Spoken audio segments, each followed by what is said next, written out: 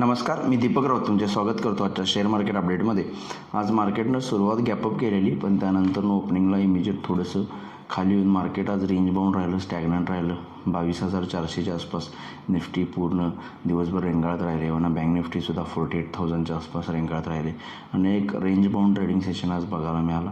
Overall मार्केटमध्ये फारसा काही मोमेंटम किंवा वदगड आज बघायला मिळालं नाही. मार्केट एक स्थिर लेवलला मेंटेन राहिलं आहे, पण लोअर लेवलवरून चांगलीच रिकव्हरी आलेली आहे आणि कंटिन्यू गेल्या 3 दिवसामध्ये निफ्टी जो आहे तो 21,800पासून 22,400 600 पॉईंटची तेजी ह्या गेल्या 3 ट्रेडिंग सेशन्समध्ये आपल्याला बघायला मिळाली आणि आज एक रेंज बाउंड ट्रेडिंग सेशन बघायला मिळालं. उद्यासाठी ट्रेड करायचं तर उद्या बँक निफ्टीची एक्सपायरी आहे, मंथली प्लस वीकली.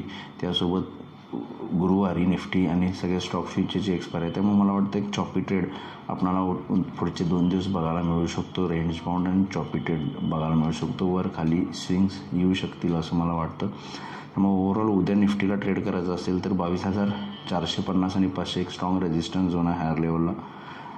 लोअर लेवलला 22,250 एक स्ट्रॉंग सपोर्ट आहे. त्यामुळे निफ्टीसाठी क्लिअर कट लेवलला 22,200-250 स्ट्रॉंग सपोर्ट जिथे एक बाय ट्रेड घेऊ शकतो.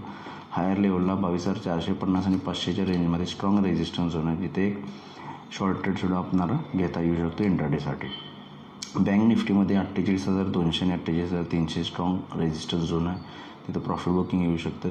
लोअर लेवलला 47,500 स्ट्रॉंग सपोर्ट आहे, थोडंसं खालच्या लेवलला आहे, पण 47,500च्या आसपास आलं तर बँक निफ्टीमध्ये एखादी बाईंग ऑपॉर्च्युनिटी येऊ शकते. त्यामुळे बँक निफ्टी लोअर लेवल 47,500 48,000च्या वरती मेंटेन राहिला तर 48,300 पर्यंत बँक निफ्टी जाऊ शकते. ते अकॉर्डिंग तुम्ही ट्रेड करू शकता. FIDIच्या डेटामध्ये काल FISनी 3,000 करोडचे 2900 करोडची विक्री केली, पण DISने 3,500 करोडचं बाईंग केलं आहे. ओव्हरऑल DISच्या बाईंगच्या जोरावर मार्केट आहे जे वरती लेवलला इंटॅक्ट आहे. आजचा डेटा अजून अवेलेबल नाही.